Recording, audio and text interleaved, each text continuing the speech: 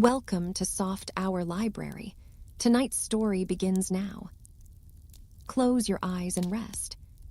Now 4 people were on the scene before the police arrived. Yourself, Parker, Major Blunt, and Mr. Raymond. Parker I eliminated at once, since at whatever time the crime was discovered, he was the one person certain to be on the spot. Also, it was he who told me of the pulled-out chair. Parker then was cleared of the murder, that is. I still thought it possible that he had been blackmailing Mrs. Ferrars. Raymond and Blunt, however, remained under suspicion since, if the crime had been discovered in the early hours of the morning, it was quite possible that they might have arrived on the scene too late to prevent the object on the round table being discovered. Now what was that object? You heard my arguments tonight in reference to the scrap of conversation overheard. As soon as I learned that a representative of a dictaphone company had called, the idea of a dictaphone took root in my mind. You heard what I said in this room not half an hour ago. They all agreed with my theory, but one vital fact seems to have escaped them. Granted that a dictaphone was being used by Mr. Ackroyd that night, why was no dictaphone found? I never thought of that, I said. We know that a dictaphone was supplied to Mr. Ackroyd, but no dictaphone has been found amongst his effects. So if something was taken from that table, why should not that something be the dictaphone? But there were certain difficulties in the way. The attention of everyone was, of course, focused on the murdered man. I think anyone could have gone to the table unnoticed by the other people in the room. But a dictaphone has a certain bulk. It cannot be slipped casually into a pocket. There must have been a receptacle of some kind capable of holding it. You see where I am arriving. The figure of the murderer is taking shape. A person who was on the scene straightway, but who might not have been if the crime had been discovered the following morning. A person carrying a receptacle into which the dictaphone might be fitted. I interrupted. But why remove the dictaphone? What was the point? You are like Mr. Raymond. You take it for granted that what was heard at 9:30 was Mr. Ackroyd's voice speaking into a dictaphone. But consider this useful invention for a little minute. You dictate into it, do you not? And at some later time a secretary or a typist turns it on, and the voice speaks again. You mean, I gasped. Poirot nodded. Yes, I mean that. At 9:30 Mr. Ackroyd was already dead. It was the dictaphone speaking, not the man. And the murderer switched it on. Then he must have been in the room at that minute. Possibly. But we must not exclude the likelihood of some mechanical device having been applied, something after the nature of a time lock, or even of a simple alarm clock. But in that case, we must add 2 qualifications to our imaginary portrait of the murderer. It must be someone who knew of Mr. Ackroyd's purchase of the dictaphone, and also someone with the necessary mechanical knowledge. I had got thus far in my own mind when we came to the footprints on the window ledge. Here there were 3 conclusions open to me. 1, they might really have been made by Ralph Patten. He had been at Fernley that night, and might have climbed into the study and found his uncle dead there. That was one hypothesis.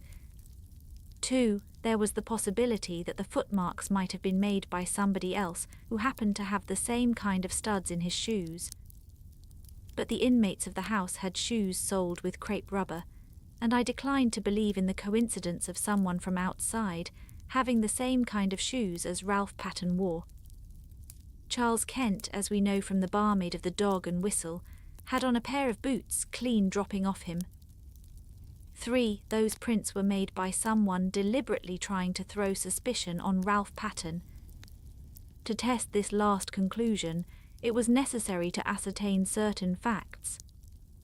1 pair of Ralph's shoes had been obtained from the 3 Boars by the police. Neither Ralph nor anyone else could have worn them that evening, since they were downstairs being cleaned. According to the police theory, Ralph was wearing another pair of the same kind, and I found out that it was true that he had 2 pairs. Now, for my theory to be proved correct, it was necessary for the murderer to have worn Ralph's shoes that evening, in which case Ralph must have been wearing yet a 3rd pair of footwear of some kind. I could hardly suppose that he would bring 3 pairs of shoes all alike. The 3rd pair of footwear were more likely to be boots. I got your sister to make inquiries on this point, laying some stress on the colour in order, I admit it frankly, to obscure the real reason for my asking. You know the result of her investigations. Ralph Patten had had a pair of boots with him. The first question I asked him when he came to my house yesterday morning was what he was wearing on his feet on the fatal night. He replied at once that he had worn boots. He was still wearing them, in fact, having nothing else to put on. So we get a step further in our description of the murderer, a person who had the opportunity to take these shoes of Ralph Patten, S from the 3 Boars that day. He paused and then said with a slightly raised voice, "There is one further point. The murderer must have been a person who had the opportunity to purloin that dagger from the silver table. You might argue that anyone in the house might have done so, but I will recall to you that Miss Ackroyd was very positive that the dagger was not there when she examined the silver table." He paused again.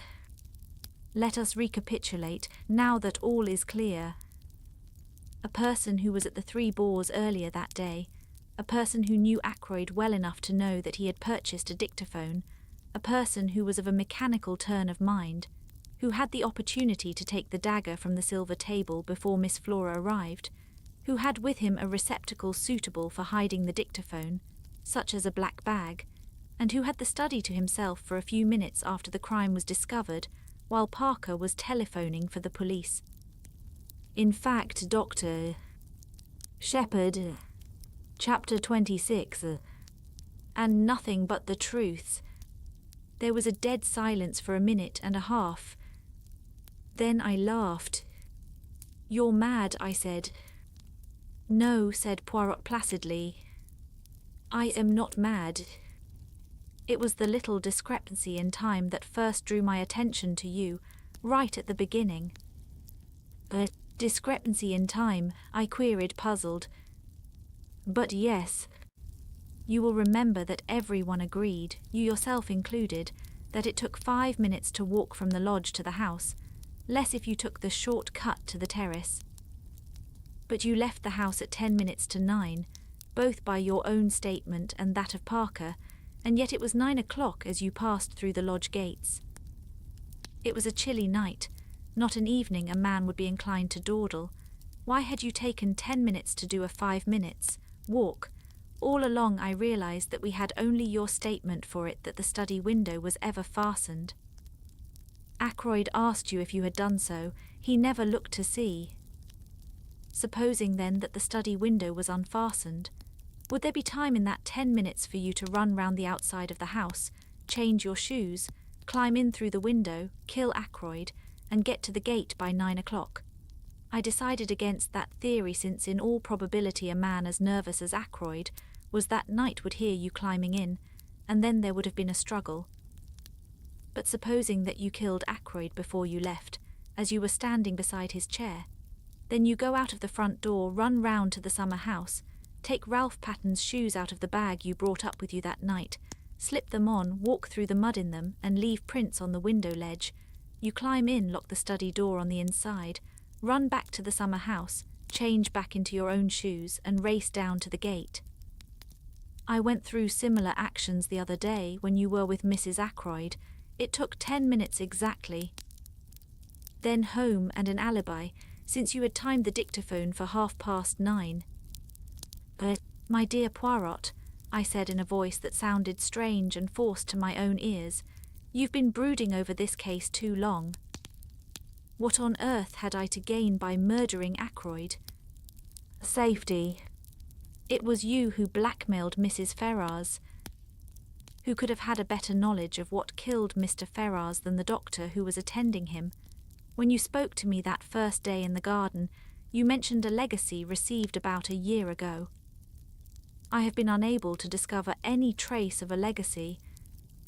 You had to invent some way of accounting for Mrs. Ferrars's £20,000. It has not done you much good. You lost most of it in speculation, then you put the screw on too hard, and Mrs. Ferrars took a way out that you had not expected. If Ackroyd had learnt the truth, he would have had no mercy on you. You were ruined forever. And the telephone call, I asked, trying to rally. You have a plausible explanation of that also, I suppose. I will confess to you that it was my greatest stumbling block when I found that a call had actually been put through to you from King's Abbot Station. I at first believed that you had simply invented the story. It was a very clever touch that. You must have some excuse for arriving at Fernley, finding the body, and so getting the chance to remove the dictaphone on which your alibi depended. I had a very vague notion of how it was worked when I came to see your sister that first day, and inquired as to what patients you had seen on Friday morning. I had no thought of Miss Russell in my mind at that time. Her visit was a lucky coincidence, since it distracted your mind from the real object of my questions.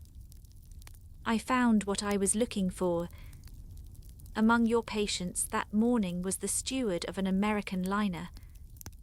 Who more suitable than he to be leaving for Liverpool by the train that evening, and afterwards he would be on the high seas, well out of the way. I noted that the Orion sailed on Saturday, and having obtained the name of the steward, I sent him a wireless message asking a certain question. This is his reply you saw me receive just now. He held out the message to me. It ran as follows. Quite correct. Doctor, Shepherd asked me to leave a note at a patient's house. I was to ring him up from the station with the reply. Reply was no answer. It was a clever idea, said Poirot. The call was genuine. Your sister saw you take it. But there was only one man's word as to what was actually said, your own. I yawned. All this, I said, is very interesting, but hardly in the sphere of practical politics. You think not. Remember what I said. The truth goes to Inspector Raglan in the morning. But for the sake of your good sister, I am willing to give you the chance of another way out. There might be, for instance, an overdose of a sleeping draught. You comprehend me, but Captain Ralph Patten must be cleared, Savar sans dire. I should suggest that you finish that very interesting manuscript of yours, but abandoning your former reticence. You seem to be very prolific of suggestions, I remarked. Are you sure you've quite finished? Now that you remind me of the fact, it is true that there is one thing more.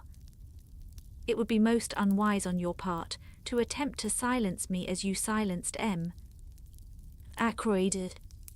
That kind of business does not succeed against Hercule Poirot, you understand.